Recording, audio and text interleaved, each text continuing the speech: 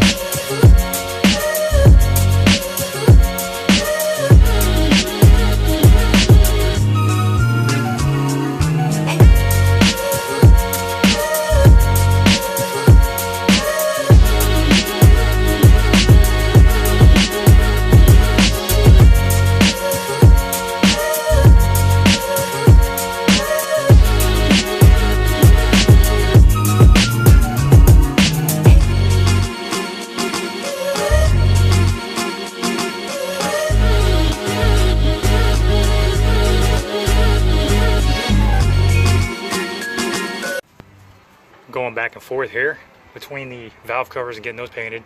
He's got the timing cover back on, everything, all the assembly under there, as you saw. And it's just continuing, just a work in progress. All right, a while back I installed a Tick Performance clutch master cylinder, which it leaks, and it's hard. It was really hard to push down, and it was starting to hurt my knee, so I'm gonna send it back and get a new one, and I'm probably just gonna end up selling it. I'm just gonna put a regular clutch master cylinder in here. All right, installing the lifters into the new lifter trays. LS7 lifters, Delphi brand, which is GM approved.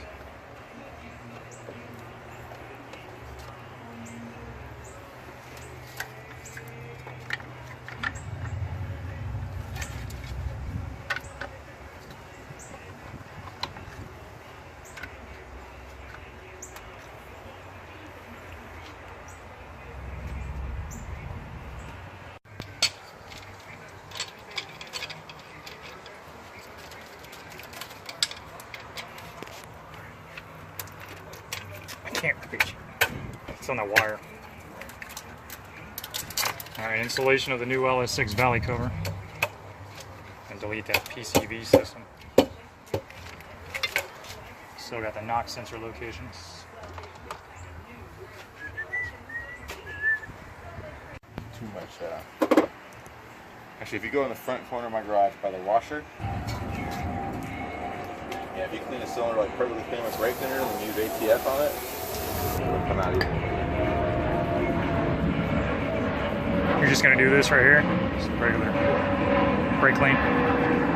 Well, I just know that I want to just, the ATF will clean it better, but then it leaves the residue. I don't want it yeah, you don't want it flat, perfect. I like these because they don't leave, they aren't, they don't lint. tear, yeah, exactly what I was looking for. As clean as they were, still get a little bit off of them.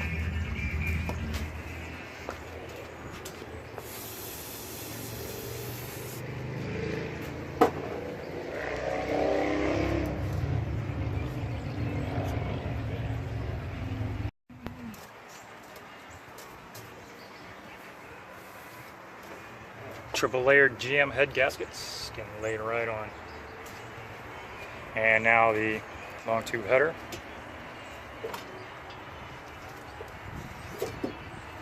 If we can get it in this way, we should be able to. Just like a little bit stuck there. Oh yeah, you still come from the bottom. We had to feed the long tube header from the bottom. And he's going to zip tie it into place until we get that head on.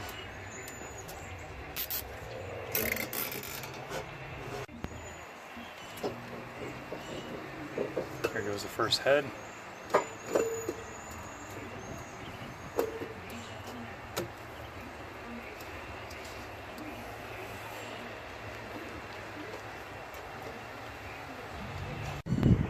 Going to be putting this stuff on the head bolts.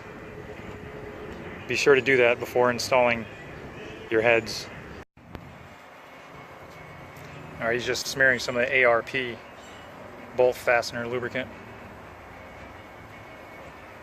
Saying it's not required, but On these particular bolts. on those particular bolts. If you're using ARPs, yes.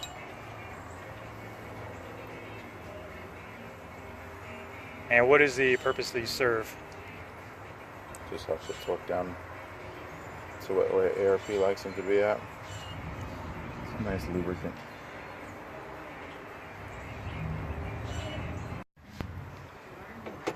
Alright, so far, one head fully on, almost fully on there. Well, it is fully on there. Alright, one head fully assembled on there, torque down. Well, how many pounds of torque was it?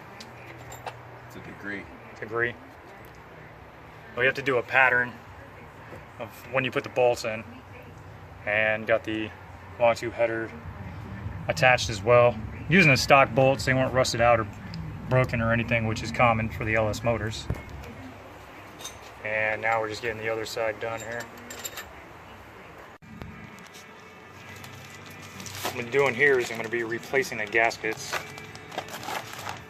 inside the intake manifold. So you got these old nasty sponges, going to have to rip those off, place these new ones on there. Don't skip out on doing this.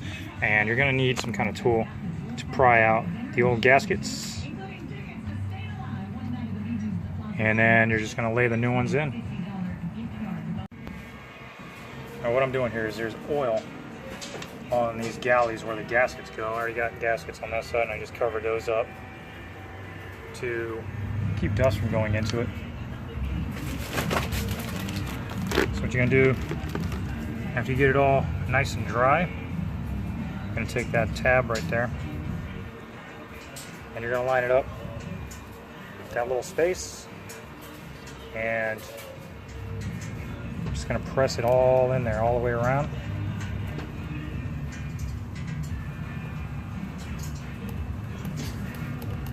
And just going to work it in there. And then you got to get that really sunk in there when you get to that part. Even if you got to use a little tool to push it in, make sure it sits flush with the rest of the intake. Just make sure to get all the oil out. Like I still got a little bit of oil in there to get out.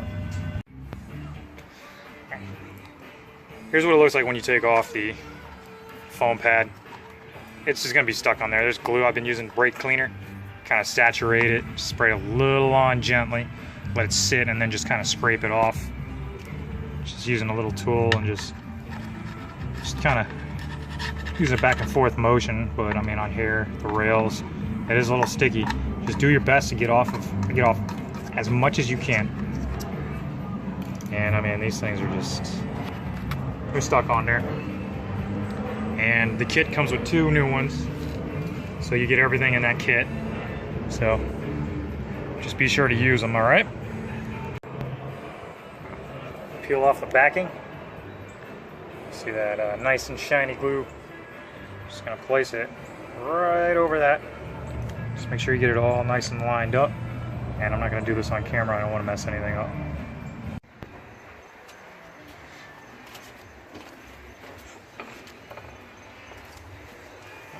Starting to look complete again.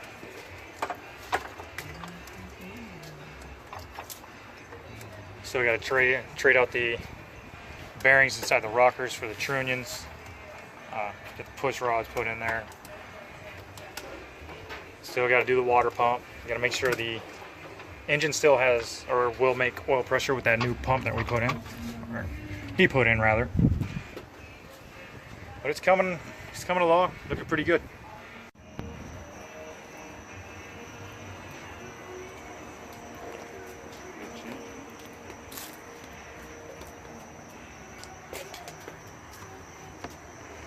All right, this is it.